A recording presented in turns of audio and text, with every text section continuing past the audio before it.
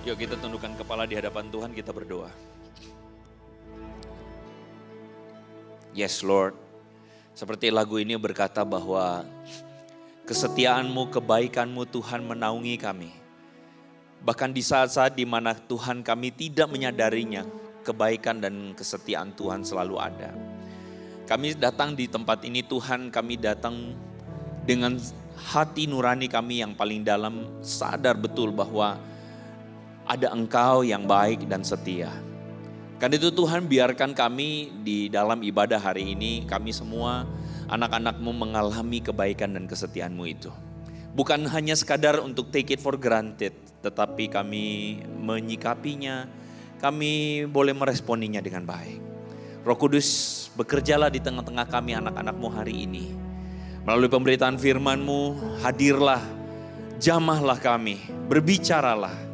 Dan kami percaya Tuhan ketika firman-Mu datang kepada kami, firman-Mu tidak kembali dengan sia-sia. Hati kami mengalami Tuhan. Karena itu bicaralah kepada setiap kami rindu mendengarkan. Di dalam nama Tuhan Yesus kami berdoa. Sama-sama katakan amin. Silakan duduk teman-teman. Oke, thank you. Shalom semua. Shalom. Biasanya kalau pakai mic langsung suaranya kecil. Kalau nggak pakai mic suaranya jadi gede. Itu namanya psikologi ya. Teman-teman senang banget bisa hadir di sini. Senang banget lihat teman-teman semua yang ada di Wave di tempat ini ya teman-teman ya. Wave Community di tempat ini. Dan ya mungkin adalah baik juga untuk perkenalkan diri. Karena mungkin sebagian teman-teman juga mungkin belum tahu, belum kenal ya. Jadi nama saya Andre Tunggal dan teman-teman saya banyak melayani di dunia sosial media ya. Jadi senang banget kalau misalnya ada ketemu dengan teman-teman di sini dan who knows, siapa tahu teman-teman ada yang pernah lihat. Nah, kira-kira lihatnya pasti di sosial media begitu ya. Nah, teman-teman hari ini kita mau ngomongin tentang satu tema ya. Dan temanya ini saya kasih judul No Unity, No Community gitu ya. Kalau judul aslinya adalah tidak ada komunitas tanpa unity. Tapi saya mau langsung bilang aja, no unity, no community. Teman-teman saya memulai ini dengan sebuah cerita gitu. Jadi ceritanya itu adalah saya itu mementor atau mendampingi ada teman-teman di salah satu sekolah internasional teman-teman di Jakarta dan mereka itu kelas 9. Nah waktu saya mentoring tiap minggu, saya ngobrol, saya ketemu dengan satu anak. Dan anak itu bilang begini, "Sir, why setiap kali I dengar tentang Christianity, I itu rasa sebenarnya fascinating ya. Kekristenan itu fascinating for me," kata dia. Tetapi entah kenapa kalau tiap kali dengar kelas itu menyenangkan, tapi waktu datang ke gereja membosankan kata dia. Lalu saya tanya sama nih anak, "Emang you ke gereja mana?" Terus dia sebut satu gereja. Oke, apa yang bikin you merasa membosankan? Actually, kata dia, ya khotbahnya oke lah. Tapi waktu aku datang di sana, aku kayak awkward sendiri. Kata sekarang tuh awkward, auranya itu waktu datang ke gereja tuh ada auranya gitu ya. Kalau dulu zaman Gen Z itu ngomongnya vibes-nya. Kalau zaman now sekarang auranya. Dia bilang auranya tuh awkward. Kenapa awkward? Kayak aku dikacangin, aku dicuekin. Teman-teman berasa begitu? Berasa? Kalau iya geleng-geleng. Kalau misalnya enggak angguk-angguk. Boleh? Kalau iya apa? Geleng-geleng. Kalau enggak angguk-angguk. Siap ya? Saya tanya ya. Teman-teman berasa begitu nggak di sini? Jadi bingung mau angguk mau geleng ya gimana kok ya. Tapi anyway, sebagian dari orang-orang yang memang datang ke gereja emang perasaannya gitu sih. Saya dulu 2 tahun kurang lebih di gereja lokal. Waktu dulu sekitar mungkin 10 tahun yang lalu, 11 tahun yang lalu. Saya juga ngerasain bahwa ada anak-anak yang datang ke teens, ketika datang berasa gak di welcome. Berasa kayak yang lain itu sibuk sendiri, yang lain ada teman-temannya, punya grupnya, sedangkan dia sendiri tuh kayak awkward gitu. Apalagi ya kalau misalnya dia duduk udah di pojokan, awkward banget. Ya udah, yang dia lakukan adalah daripada awkward, daripada bengong, mending lihat HP, main. Iya enggak? Kadang-kadang kita pakai HP kita sebagai pengalih sebenarnya. Kenapa? Karena mungkin kamu berasa awkward. Karena mungkin kamu berasa kayak nggak di welcome. Kamu berasa kayak you're being alone in this community. Tapi saya percaya di Wave ini kalian mungkin lebih baik tuh ya. Tapi banyak gereja kayak ngalamin yang kayak begitu teman-teman. Kenapa? Karena semua orang tuh kayak cuman peduli dengan urusannya sendiri. Bahkan even mereka mungkin bukan grup-grup tapi mereka cuman peduli main handphone sendiri. Teman-teman tahu nggak ada satu video klip nih, sound ya di Multimed. Ada satu video klip nih menarik banget. Video klip ini adalah video klip yang diproduksi oleh Coca-Cola yang mau mengkritisi apa yang terjadi dengan hari ini di antara anak-anak muda. Anak-anak muda yang gak peduli dengan urusannya sendiri. Bukan cuma anak muda, tapi juga orang tua. Video klipnya kira-kira kayak gini. Social media is great. It connects you to the world and the people you love. You can chat with your family or share a meal with friends and watch cute little cats do unbelievable things. Look, she sticks her head out of the box. Look, she sticks her head out of the box. But there are times when social media can get in the way of the real world. Remember that? It's the thing that happens when you run out of battery. That's why we've developed the Social Media Guard. It takes the social out of media and puts it back into your life. Let's see how it works.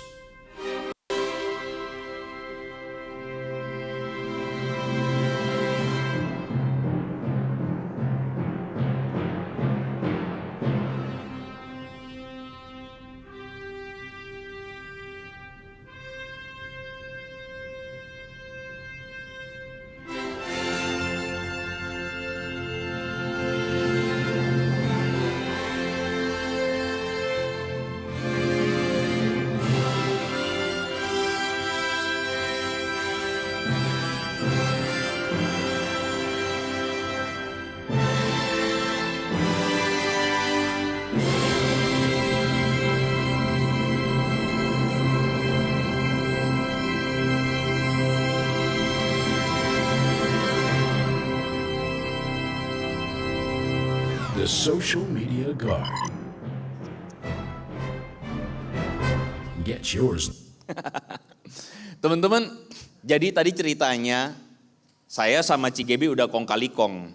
Nanti kalau minggu depan ada teman-teman yang main HP, nanti dari Wave sediain alat itu. Nanti teman-teman dipasangin satu-satu. Keren gak? Keren gak? Keren, boleh juga ya. Ada yang menyumbang? Boleh ya. Nah, just kidding teman-teman ya. Tapi hari ini teman-teman kita kebanyakan tuh menjadi orang-orang yang lupa bahwa sebenarnya ketika kita datang di sini, kita datang untuk menikmati yang namanya community. Katakan sama-sama dengan saya, community. Yes, kita datang untuk menikmati yang namanya persekutuan. Karena satu kali ada satu teman yang bilang sama saya begini, kok gila lu, susah banget untuk ngajakin teman gue datang ke gereja. Kenapa? Ada yang bisa tebak? Karena teman gue bilangnya begini kok, ngapain datang ke gereja? Gue kalau mau denger khotbah gue tinggal buka YouTube. Asik. Ngapain datang ke gereja? Yang nyanyi kagak semangat, mending gue buka YouTube aja langsung pujian penyembahan di rumah. Betul gak? Jadi gue lebih baik gereja online. Kalau misalnya pas gue dengerin khotbahnya bosen, gue pindah aja langsung. Lalu teman ini bilang begini, gila kok, gimana cara lu ngejawabnya? Saya ngerti banget. Banyak di antara kita sometimes ya, somehow, ini contoh-contoh doang nih. Kalau misalnya orang tua kita nggak ke gereja dan orang tua kita nggak ngewajibin kita ke gereja, lu ke gereja nggak? Hah? Ke gereja nggak? Coba lu tanya sama kiri kanan, lu bakal ke gereja nggak? Kalau nggak wajib? Tanya, beneran tanya. Jawabannya apa? Jujur ya, bisa jadi kalau kita mau ngakui jujur dari dalam hati, mending gue nggak ke gereja sih, mager juga. Khotbah bisa lihat di YouTube, kalaupun gue mau denger gitu kan. Nyanyi tinggal putar lagu rohani, apa persembahan tinggal scan QRIS, jadi jadi, beres gitu kan ya. Kita berpikir karena ibadah itu adalah sesuatu yang kita tidak tangkap esensinya. Dan kembali kepada yang tadi. Saya bilang kepada teman yang tadi itu, lu tahu gak kenapa teman lu pikir gitu? Karena teman lu tidak nangkap apa artinya ke gereja. Dan mungkin bisa jadi salah gerejanya. Karena gerejanya gak kasih tahu bahwa kenapa kita bergereja. Kita bergereja bukan dengerin firman semata. Kita bergereja, kita datang ke gereja bukan cuma nyanyi puji Tuhan semata. Hey, listen to me. Ayo, hey, halo. Lu datang ke sini untuk puji Tuhan. Sorry to say, Tuhan gak butuh pujian lu. Setuju gak? Setuju gak? Kalau Tuhan adalah Tuhan yang butuh pujian kita, dia bukan Tuhan. Karena dia Tuhan yang insecure, butuh banget dipuji. Amin. Kita datang ke gereja bukan untuk memuji Tuhan. Kita datang ke gereja untuk membawa hati kita kepada Tuhan. Bukan supaya dia butuh dipuji. Kita datang ke gereja bukan sebenarnya totally hanya untuk dengar firman Tuhan. Kita datang ke gereja, more than that, kita datang untuk mempraktekkan apa yang Tuhan mau. Apa itu? Bersekutu. Katakan sama-sama dengan saya. Bersekutu. Karena di rumah lu kagak bisa bersekutu. Di rumah lu duduk dengan celana pendek dan kaos kutang di atas sofa. Lu datang di sini, lu datang mau bersekutu. Lalu kemudian teman-teman bilang sama saya gini, kok tapi gue kayak gak nangkep esensinya. Gue datang ke gereja gue kayak awkward sendiri. Yes, I know. Gue ngerti. Karena kita selama ini meneruskan tradisi turun-temurun dari bapak emak kita, dari engkong kita, dari opa oma kita turunkan tradisi itu tanpa kita nangkep esensinya. Ke gereja, Tuhan minta kita datang supaya kita tuh sama-sama ngalamin yang namanya persekutuan. Dan hari ini kita mau belajar tentang, atau salah satu tulisan dari salah seorang rasul, yaitu Rasul Paulus. Ketika dia tuliskan satu pesan dari penjara. Teman-teman, konteks dari yang kita akan baca adalah Rasul ini menulis, atau Paulus ini menulis dari dalam penjara, teman-teman. Jadi dia udah di penjara, di tahanan kota, di Roma. Dan ketika dia di penjara, dia menuliskan satu surat. Kenapa? Karena dia dengar satu berita. Berita dari mana? Berita dari jemaat Filipi. Dia dengar satu berita dan itu bikin dia resah, bikin dia galau, unsettled. Lalu dia tulis. Apa isi tulisannya? Filipi pasal yang kedua ayat 19 sampai 21. Sama-sama kita baca ya, teman-teman ya. 1, 2, 3. Tetapi dalam Tuhan Yesus, kuharap segera mengirimkan Timotius kepadamu, supaya tenang juga hatiku oleh kabar tentang hal ihwalmu. Karena tak ada seorang padaku yang sehati sepikir dengan dia, dan yang begitu bersungguh-sungguh memperhatikan kepentinganmu. Perhatikan ini, sebab semuanya mencari kepentingannya sendiri, bukan kepentingan Kristus Yesus. Wow, Paulus punya concern. Concernnya apa? Concernnya adalah semua orang yang aku dengar memperhatikan kepentingannya sendiri, bukan kepentingan Yesus Kristus. Lalu Paulus berpikir solusinya apa? Gue kirim Timotius. Keren ya? Dia bukan berpikir solusinya berdoa supaya Tuhan bikin satu mujizat. No. Dia bukan berpikir solusinya adalah Tuhan berdoa 3 hari 3 malam puasa gitu ya. Gak makan babi. Puasa gak makan cilok, gak makan cireng. Dia gak berpikir solusinya itu. Dia berpikir solusinya bukan untuk kemudian lakukan yang namanya, ya teman-teman, doa malam 1 minggu berturut-turut gitu ya, kayak yang dilakukan gereja hari ini. Dia berpikir solusinya cuma satu, kirimin Timotius. Bisa gitu banget ya? Iya. Kenapa? Karena bagi dia Timotius adalah solusi. Tenang ya, Paulus bukan mendewakan orang. Tapi maksudnya adalah Paulus menemukan bahwa sebenarnya solusi dari ini semua adalah mengirimkan seorang yang dia bisa percaya. Karena dia mengakui bahwa tidak ada seorang pun yang ada padaku hari ini yang kayak Timotius. Yang bagaimana? Yang sehati sepikir. Yang sungguh-sungguh memperhatikan kepentinganmu. Jadi teman-teman, apa karakter Timotius yang unik? Karakternya apa? karakter Timotius haruslah antitesa dari masalah. Masalahnya apa tadi? Apa masalahnya? Gak bisa push rengko, bukan. Masalahnya apa? Masalahnya adalah semua orang cuman peduli pada dirinya sendiri. Masalahnya itu. Masalahnya adalah semua orang hari ini seperti orang di dunia yang cuman mau peduli dengan dirinya sendiri. Itu masalahnya. Jadi Timotius adalah antitesa dari masalah itu. Antitesanya berarti adalah Timotius adalah orang yang memperhatikan orang lain. Timotius adalah orang yang mau memperhatikan orang lain dan bukan memperhatikan diri sendiri. Teman-teman perhatikan ada satu kata yang menarik di situ. Tak ada seorang pun yang ada padaku yang sehati sepikir. Nah, kalau orang Kristen nih ya dari dulu, kita tuh berasa kayak kita udah tahu banget pengertian sehati sepikir. Ya kan? Dari khotbah kek, dari lagu kek isinya sehati sepikir itu udah biasa banget. Tapi tahu nggak sehati sepikir itu apa? Kalau teman-teman baca dalam satu tulisan yang sama, Filipi pasal yang kedua, teman-teman akan ketemu arti sehati sepikir. Paulus itu menggunakan istilah itu untuk menggambarkan tentang Kristus.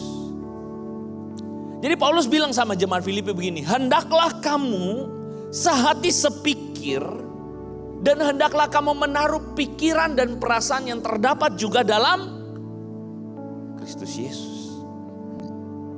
Apa sih perasaannya? Apa sih pikiran Yesus?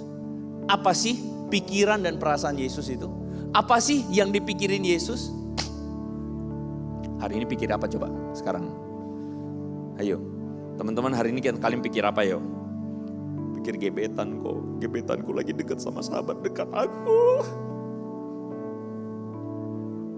Pikir apa yo?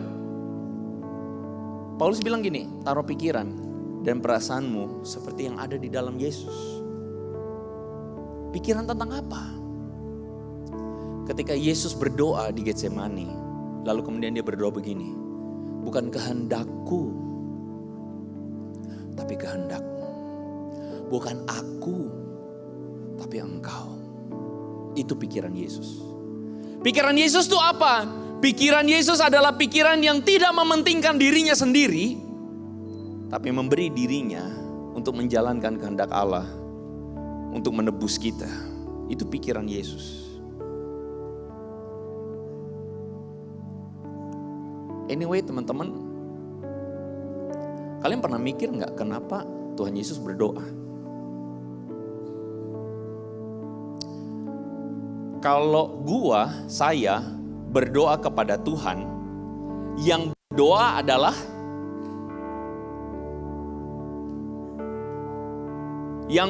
adalah manusia. Setuju? Yang kepadanya doa itu dinaikkan adalah Tuhan. Amin. Manusia berdoa kepada Tuhan. Yesus manusia atau Tuhan?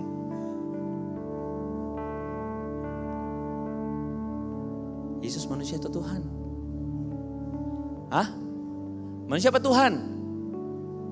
Hei, manusia itu Tuhan. Sekolah Kristen kan rata-rata kan? Sekolah Kristen kan? Yesus manusia atau Tuhan? Hah? Dua-duanya kok. Oke. Dia manusia, dia. Oke gini. Yesus berdoa kepada siapa? Bapa, Tuhan, betul? Jadi siapa berdoa kepada Tuhan?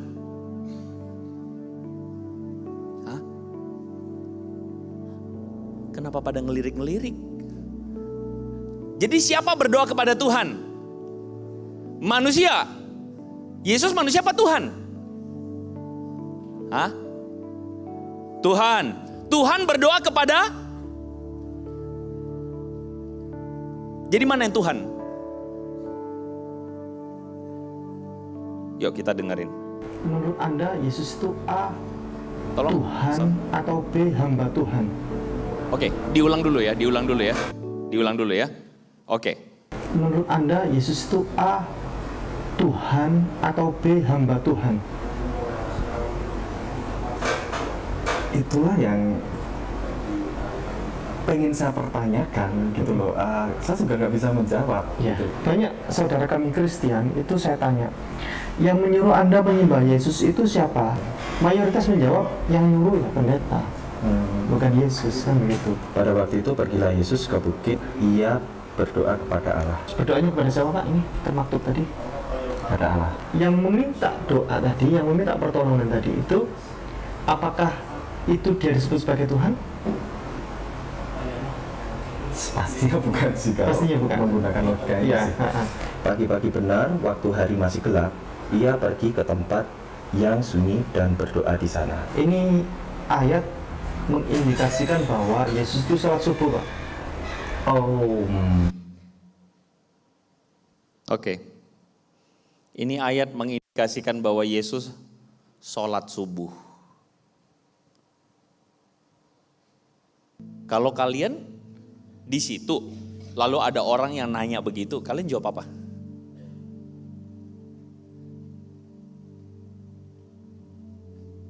Saat teduh selesai. Ayo jawab sekarang. Kalian jawab apa? Hah? Kok Tuhan berdoa kepada Tuhan? Kalian jawab apa? Tuhan ada berapa? Tuhan ada berapa? 1. Amin. Yes. Berarti yang kepadanya doa dinaikkan adalah Tuhan. Yang berdoa ini adalah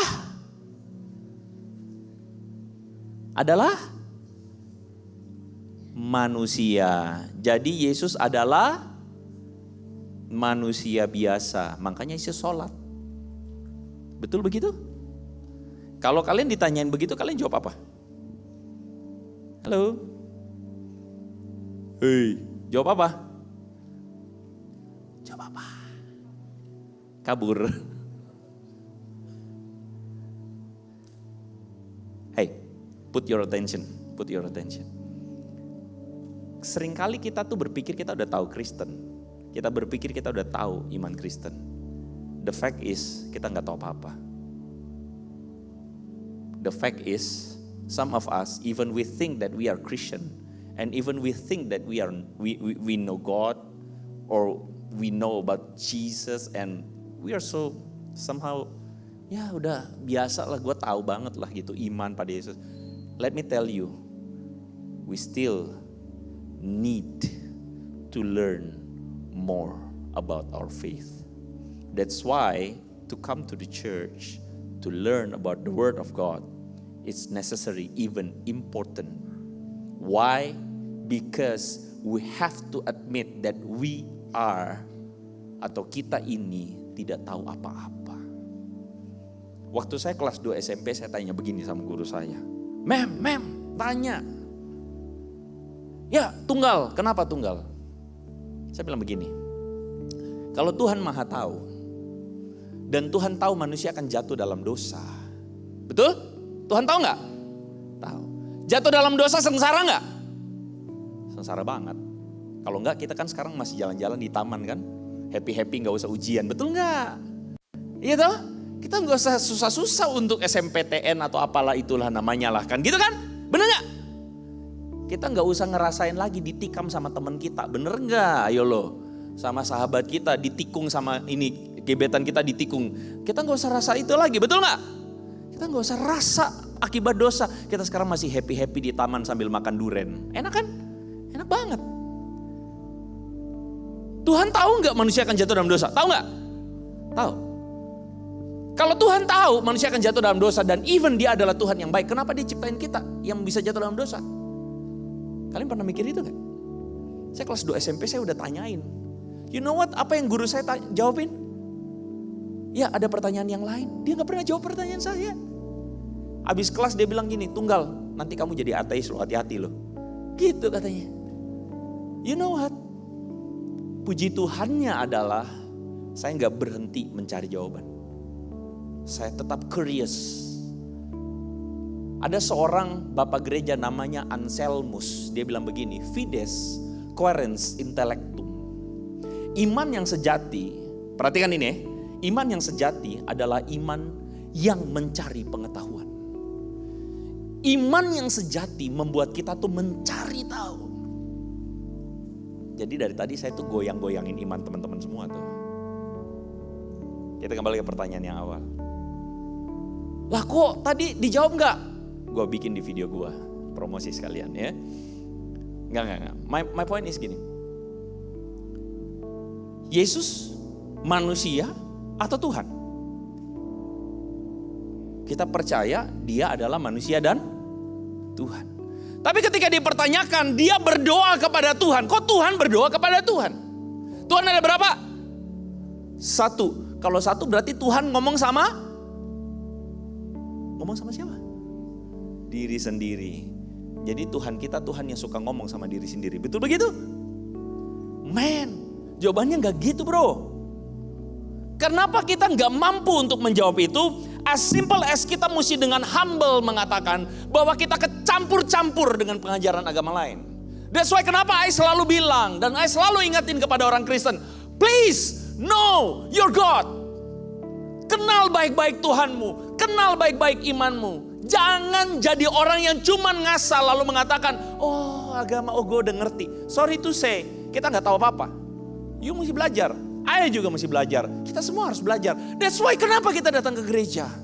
That's why kita kenapa datang ke persekutuan. Karena kita mau terus belajar. Kalau you gak belajar, you gak kenal Tuhan. Simple.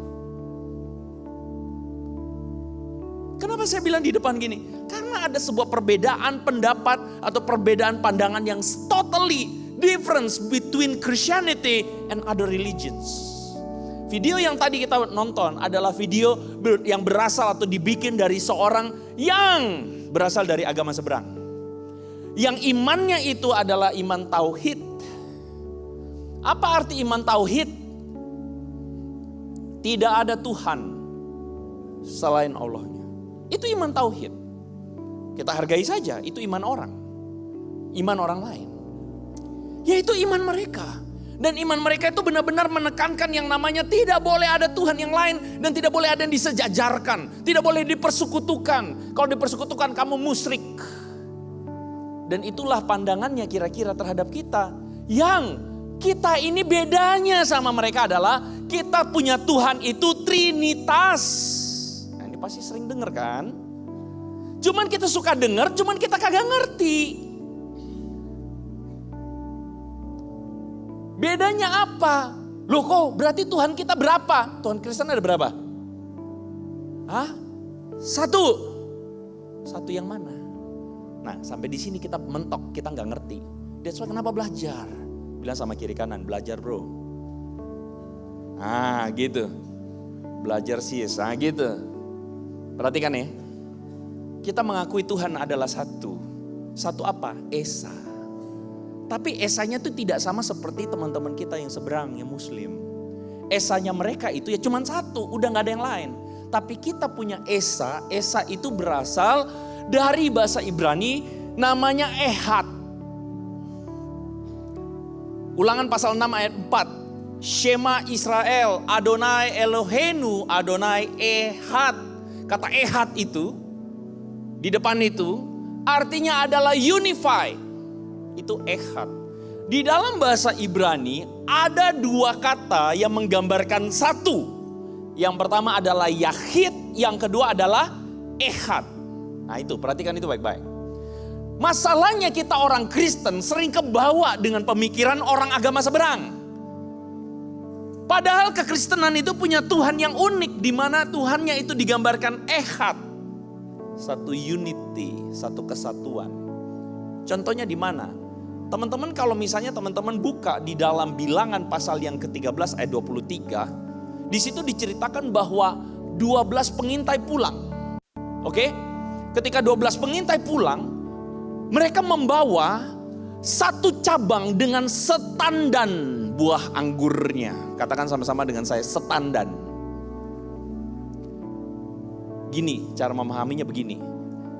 Kalau nyokap suruh kita beli anggur, Kebetulan kita lagi jalan-jalan. Kalau di sini supermarketnya Jogja ya. Bener ya? Herannya Bandung kok Jogja ya? Aneh-aneh aja ya. Oke lah, kalian pergi ke supermarket. Terus kemudian nyokap bilang gini. Siapa namanya kalian? Agus lah. Gus gitu ya. Beliin anggur. Siapakah dari kalian yang pergi beli anggur, bawa anggur 1 biji? Siapa? Hah? Enggak kan? Kita beli anggurnya satu apa? Ya 1 kilo, betul ya? 1 renceng. Tuti. Pergi beli pisang. Siapakah dari kalian bawa pisang 1 biji? Kalian beli pisangnya 1 apa? 1 sisir. Sekarang saya tanya, pisang itu 1 sisir atau 1 biji? Hah? 1 biji ya pisang, 1 sisir ya pisang. Anggur itu 1 biji atau 1 renceng? Ya 1 biji anggur, ya 1 renceng pun. Itu namanya ehad. Katakan sama-sama dengan saya, ehad. Tuhannya orang Kristen itu ehad. Esa. Jadi jangan mau dicocok hidung dibawa. Know your God. Kenalah Tuhanmu. Jangan sotoy jadi orang Kristen. Menganggap diri udah tahu banget. Kita mesti terus belajar. Amin. Amin. Orang Kristen Tuhannya tuh 3 pribadi. Loh kok 1 apa 3? 3 pribadi. 1 Tuhan. Maksudnya apa? Bapa, Putra, dan Roh Kudus. Ketiganya esa. Ketiganya ehad. Jadi kok what's the point? The point is kita akhirnya mengerti bahwa Tuhan kita itu unik. Tuhan kita itu bukan cuma satu seperti dalam pemikiran banyak orang hari ini. Tapi Tuhan kita itu menyatakan dirinya dalam 3 pribadi. Loh kok berarti orang Kristen itu menyembah banyak dewa dong, banyak Tuhan dong. Apa bedanya? Beda banget Bambang. Karena Tuhan kita adalah Tuhan yang bukan seperti dewa-dewi orang Yunani. Kalau kalian pernah nonton atau kalian nonton Clash of the Titans, Hercules or something like that lah. Dewa sama dewa berantem satu sama lain, betul nggak? Ntar Poseidon sama Hades gontok-gontokan, betul?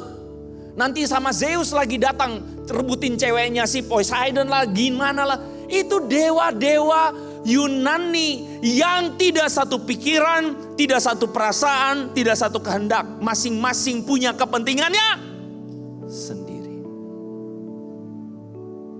Tapi kekristenan, Bapa, Putra, dan Roh Kudus. As what Jesus said. Yohanes 10 ayat 30. Sama-sama baca. 1, 2, 3. Aku dan Bapa adalah satu. Dan itulah yang Tuhan Yesus doakan di Getsemani, bukan? Kalau dewa-dewa orang Yunani itu mementingkan kepentingannya sendiri, Tuhan Yesus berdoa, bukan kehendakku, tapi itu artinya unity. Paham gak? Kenapa kita gereja disebut sebagai pengikut Yesus? Kita diminta untuk seperti Yesus. Paham artinya? Supaya kita tidak memperhatikan pikiran kita sendiri, kehendak kita sendiri, dan kepentingan kita sendiri. Kita dipanggil sebagai tubuh Kristus untuk apa? Untuk kita memperhatikan kepentingan orang lain, bukan kepentingan kita. Kalau you cuma duduk di rumah, ongkang-ongkang kaki sambil nonton ibadah, oh iya oke, you nonton ibadah. Tapi sorry to say, you far from yang namanya persekutuan. Church, community, persekutuan itu gak bisa you copot. That's why judul kita hari ini, no unity, no apa? No community, no church. Gak bisa, harus ada unity-nya. Karena kita belajar untuk berubah cara pikir yang tadinya egois. Kalian tahu gak perbedaan antara bocil dan orang dewasa apa? Tahu bedanya bocil sama orang dewasa apa? Hah? Pasti punya adik di rumah kan? Iya enggak semua juga sih. Yang punya adik di rumah. Adik kita tuh paling nyebelin. Salah satunya ketika apa? Ketika dia egois, betul gak? Kulit ayam dimakan sendiri sama dia, kurang ajar gak? Iya kan? Kurang ajar banget, kayak begitu harusnya deportasi aja. Keluarin dari kakak, betul nggak? Tapi ini bocil dasar ya. Mama, nyokap kita bilang begini, udahlah ngalah sama adik. Kita kan gitu kan? Kita bilang begini, Ma, emang gue bukan anak lu, gitu kan? Mau bilang begitu kan? Tapi takut juga ngomongnya kan? Iya enggak? Oh kalian gak pernah merasa itu ya? Adik-adik kalian baik semua ya? Puji Tuhan ya. Tapi bokap, kalian manggilnya apa sih? Bokap, nyokap? Papa mama ya? Bokap nyokap kayaknya sudah old style ketinggalan ya. Tapi papa kan bilang begini, C, Ko, Kak, kamu tuh udah gede. Ngalah sama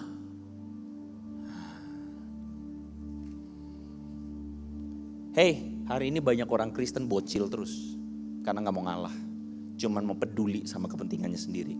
Betul begitu? If you being called as a Christian, then you have to be grow. You have to grow. You have to be like Jesus. Nonsense.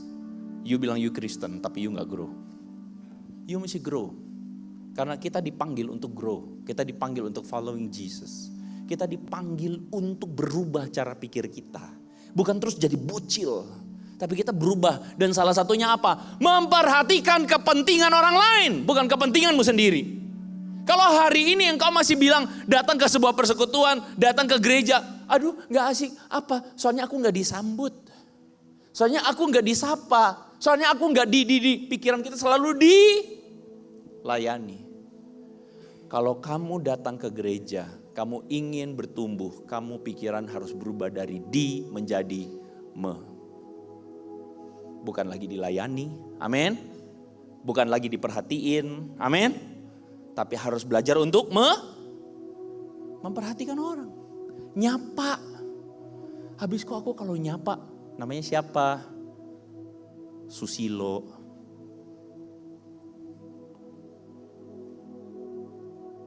Yaudah kita diem juga. Oh iya, gue Andi diem. Sing, TikTok kok awkward ya. Kita buka HP main. Kalau begitu terus, yuk gak belajar. Yuk mesti belajar. Amin. Belajar yuk. Bilang sama kiri kanan, belajar yuk. Nah.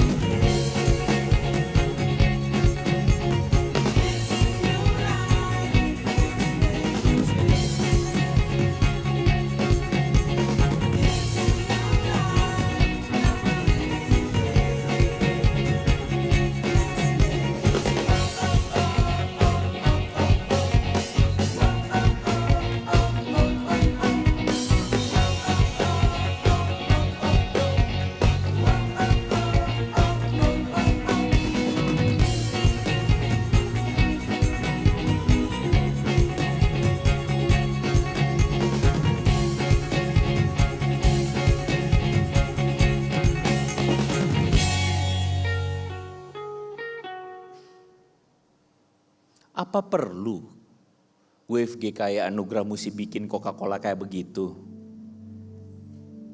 Kalian mesti jawabnya perlu juga sih supaya dapat Coke gratis kan? But come on. Orang dunia aja bisa ngerti bahwa to be united, to be in unity itu penting. Masakan kita orang Kristen gak begitu sih? Iya gak? Iya gak? Bertambah dewasa itu cuma tambah umur. Maksudnya ada orang bertambah umur tapi belum tentu bertambah dewasa. Oke? Ada orang yang umurnya gede tapi kedewasaannya kayak bocil. Yang kita pentingnya tuh kita tambah dewasa, growing. Kalau kalian datang ke ibadah ini, kerinduan dari komunitas ini, community ini adalah supaya kalian growing. Ini bukan cuma datang buat nyanyi-nyanyi doang 3 lagu, bukan. Tapi this community tujuannya adalah supaya kita growing. Dan salah satunya adalah growing in unity. That's why kenapa teman-teman Mulmed tolong tampilkan Komsel, page Komsel. Keluar dari zona nyamanmu dan belajarlah untuk apa? Belajarlah untuk gue kagak mau mager, gue kagak mau cuman peduli dengan diri gue sendiri, gue mau growing, gue mau bisa lebih ada dalam community dengan orang lain, gue belajar untuk perhatikan kepentingan orang lain. Caranya apa? Masuk Komsel. Ya. Jadi kita bukan cuma datang, duduk aja di kursi gitu ya, pulang nanti abis ini, enggak gitu. Tapi you datang, kamu gabung bersama-sama di Komsel. Ayo cepet. Yes. Sekarang CTA. Kalau you commit untuk melakukan ini, angkat your phone, scan. Daftar dirimu ke admin sekarang. Ya. Angkat handphonemu, scan. Kalian gak bawa HP ya? Enggak, kok kan datang buat ibadah. Rohani banget ya. Angkat phonemu, scan sekarang. Daftarin diri sendiri. Bilang ke admin, bro, gua mau growing, asik gitu dong ya. Bro, adminnya cewek atau cowok? Banyak. Oh ya udah, brosis gitu kan ya. Bilang gue mau growing, gue mau masuk, gue mau daftar. Dan ini juga calling untuk kalian, para mentor, para pemimpin grup atau apapun lah kalian sebutnya lah. Jangan jadi orang yang cuma perhatikan urusan sendiri. Tapi mari peduli dengan adik-adik kita. Mari kita jadi seperti Yesus. Menaruh pikiran dan perasaan seperti Yesus. Amin. Katakan sama-sama dengan saya, growing. Aku mau growing. Ayo, aku mau growing. Kita berdoa teman-teman. Kami merindukan Tuhan supaya hari ini ketika kami mendengar firman ini bukan cuma lewat begitu aja. Tapi firman ini kami hidupi. Firman ini boleh menjadi sesuatu yang mengubah kami, menegur kami kalau ada yang keliru dan ada yang salah. Ajar kami untuk menjadi seperti Engkau. Kami berdoa, kami bersyukur di dalam nama Tuhan Yesus. Sama-sama katakan, amin. God bless you teman-teman.